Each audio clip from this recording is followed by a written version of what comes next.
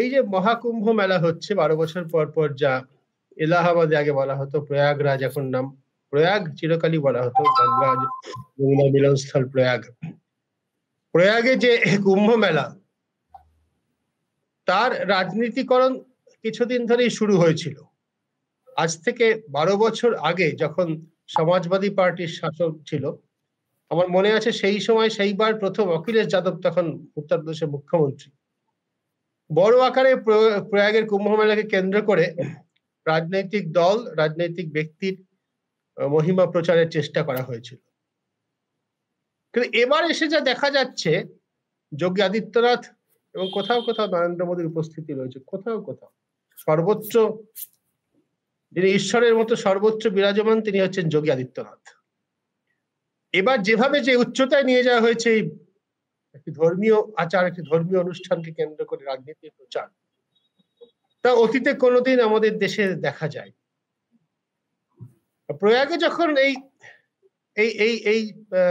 এইভাবে রাজনীতি এবং ধর্মকে কেন্দ্র করে রাজনীতির প্রচার শুরু হয়েছে, তখন গঙ্গার নিম্ন অববাহিক আমরাই বা থেমে থাকবো কেন, গঙ্গাসাগরের সমানে পাল্লা দিচ্ছে। খবরের কাগজে প্রথম পাতায় মুখ্যমন্ত্রীর ছবি দিয়ে গঙ্গাসাগরে মেলায় আসার আমন্ত্রণ। বঙ্গভূমি এই বিজ্ঞাপনও আগে কোনোদিন দেখেছে বলে আমার মনে হয় না, অন্তত অতীতে তো কখনো দেখা যেতই না, হয়তো অমল বলতে পারবে গত বছর হয়েছিল। এই যে ধর্মকে কেন্দ্র করে, ধর্মকে ব্যবহার করে রাজনীতি, এটা নিয়ে আজকে আমরা আলোচনা করব। অবশ্যই আশু উপলক্ষ হচ্ছে প্রয়াগের কুম্ভ মেলা, গঙ্গাসাগর মেলা। অমল, তুমি শুরু করো।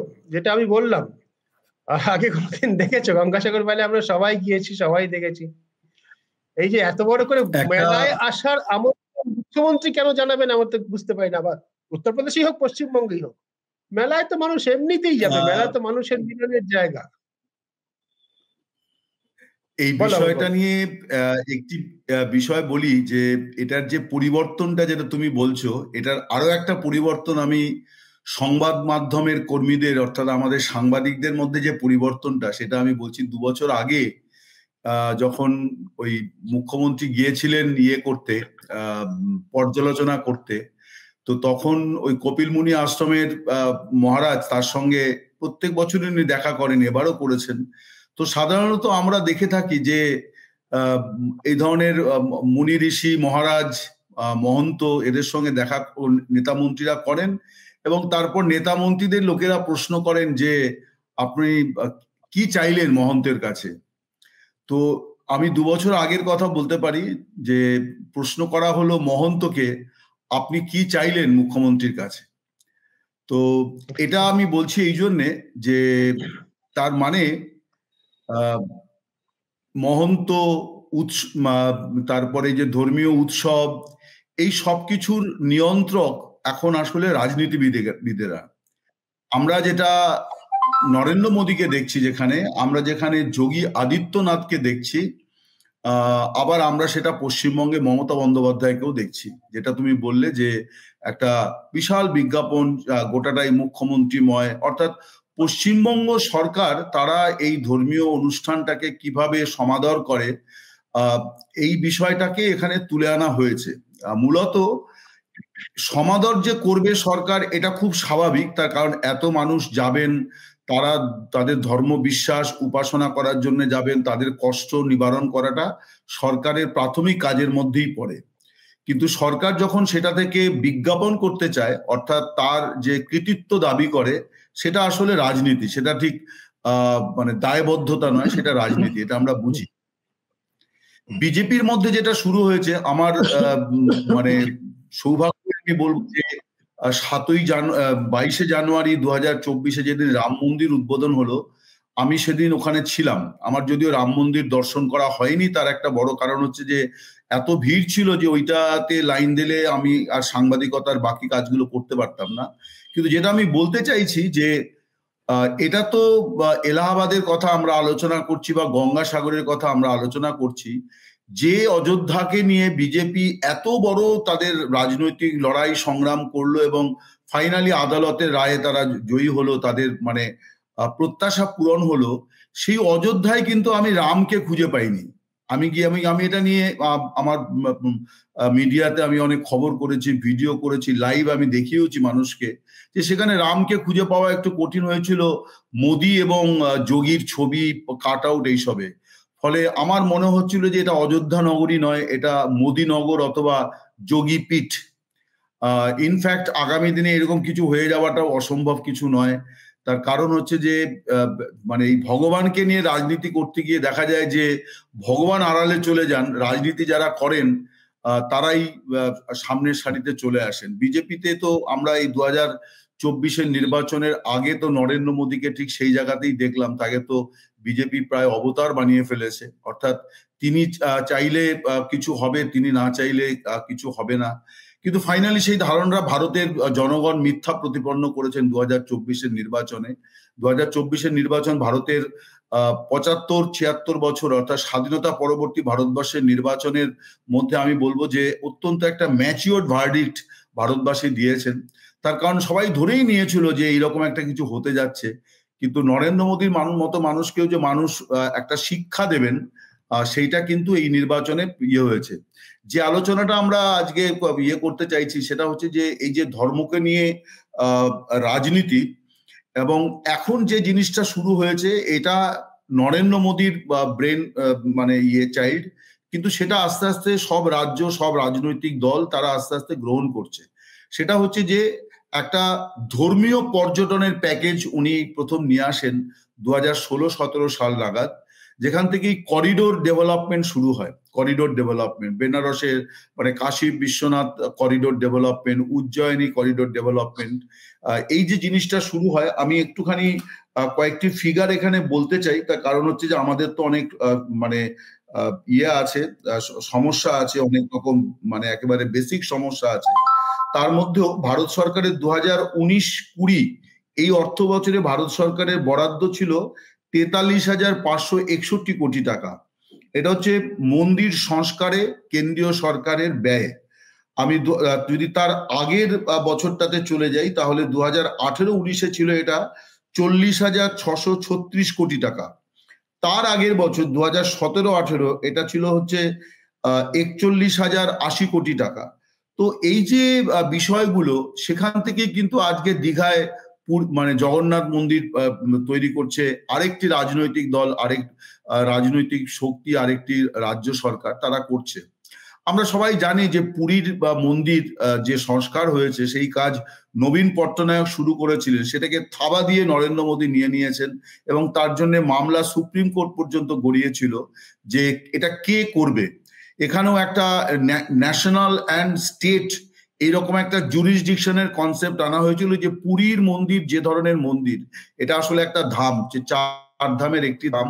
ফলে 4 ধাম প্রকল্প ভারত সরকারের, অতএব এটা ভারত সরকারই করবে।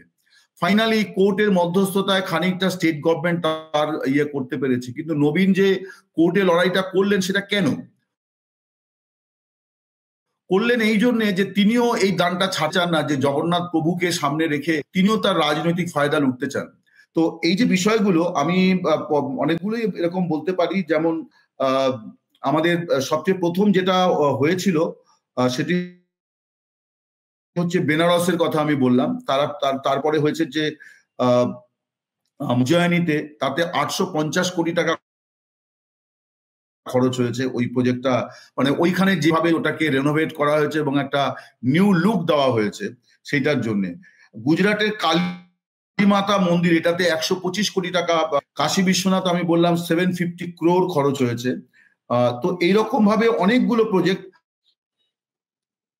অযোধ্যার ক্ষেত্রে একটা ট্রাস্ট তারা টাকা তুলেছিল, কিন্তু অযোধ্যার এই মন্দিরকে কেন্দ্র করে অযোধ্যা নগরীতে যে খরচ হচ্ছে সেটা এখনো চলমান।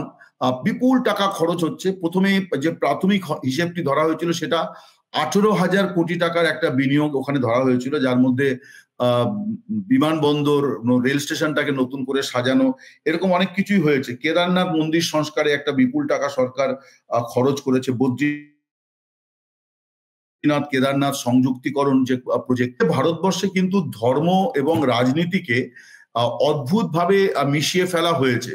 আমি যেটা এইখানে এই তোমাদের এখানে এসে আমি অতীত আগেও একাধিকবার বলেছি যে বিজেপির সবচেয়ে বড় সাফল্য হচ্ছে যে তার রাজনীতিটা সে বাকিদের নকল করতে বা অনুকরণ করতে, যেটাই বলা যাক, করতে বাধ্য করেছে।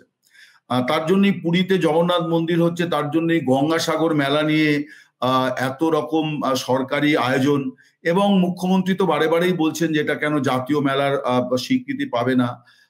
এই যে দাবিটাও উনি তুলেছেন, এটাও কিন্তু আসলে ওই রাজনীতি এবং ধর্মের মিশেলের জায়গা থেকে উনি এই দাবিটাকে তুলেছেন। তো আমার মনে হয় যে এই যে এই বিষয়টার মধ্যে রাজনীতি প্রবলভাবে আছে। এবং যোগী আদিত্যনাথের প্রসঙ্গ এলো, আমি এটা বলেই শেষ করব যে যোগী আদিত্যনাথকে আমার অযোধ্যায় যখন রাম মন্দিরের উদ্বোধন কভার করতে গিয়েছিলাম, তখনই আমি বুঝেছিলাম যে মোদি এবং যোগী এই দুজনের মধ্যে একটা লড়াই আছে, এবং দুজনেই দুজনের এই ইয়েটা চান, অর্থাৎ নিজেকে তুলে ধরা। এখন মোদি তার এই এখনো পর্যন্ত প্রধানমন্ত্রীত্বে এবং তারও আগে গুজরাটের মুখ্যমন্ত্রী হিসেবে তার যে সামগ্রিক ভাবমূর্তিটা তিনি তৈরি করেছেন, যে উগ্র হিন্দুত্বের ইয়েটা, আগামী দিনে বিজেপির যিনি নেতা হবেন, আবার তিনি প্রধানমন্ত্রী হবেন কিনা আমি জানি না, যে বিজেপি পরবর্তী ভোটে ক্ষমতায় আসবে কিনা সে তো পরের কথা, কিন্তু the man who replace Narendra Modi, তাকে কিন্তু আরো বেশি জাগ্রত হিন্দুত্বের মুখ হতে হবে, অনেক উগ্র জাগ্রত হিন্দুত্বের মুখ হতে হবে।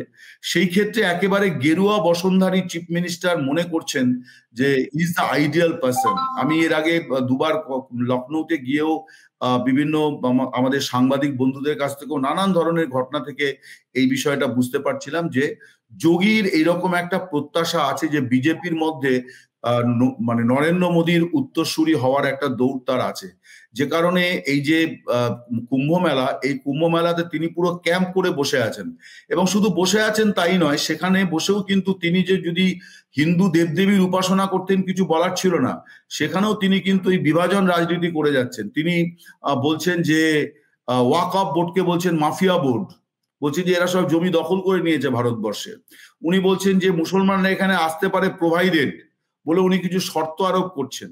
এই যে নিজেকে মানে নেতা হিসেবে প্রতিপন্ন করা, দাপুটে নেতা হিসেবে যে আমি যা বলবো তাই হবে, এই যে বিষয়গুলো, এগুলো সবগুলোই কিন্তু আমার মনে হয় যে যোগী নিজেকে তুলে আনার একটা চেষ্টা করছেন। যে তার কারণ এটা বাস্তব, আমার যেটা মনে হয়, যেটা আমি আগেই বললাম, যে মোদীকে যিনি রিপ্লেস যাকে দিয়ে মোদীকে রিপ্লেস করাতে হবে, তাকে অনেক জাগ্রত হিন্দুত্বের মুখ হতে হবে।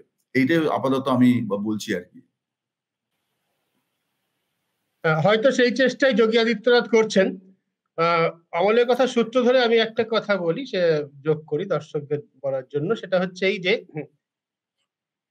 ধর্ম আচরণকে কেন্দ্র করে, বিশেষ করে তীর্থযাত্রাকে কেন্দ্র করে ভ্রমণ, এটা তো আমাদের দেশে বহুদিন ধরে চলে আসছে। আমরা জানি যে আমাদের দেশে বহু মানুষ, সাধারণ মানুষ, যাদের জীবনে ভ্রমণ বলতেই বোঝায় তীর্থযাত্রা। সেটা কিন্তু মানে সেটা সব ধর্মের মানুষের জন্যই সেটা প্রযোজ্য।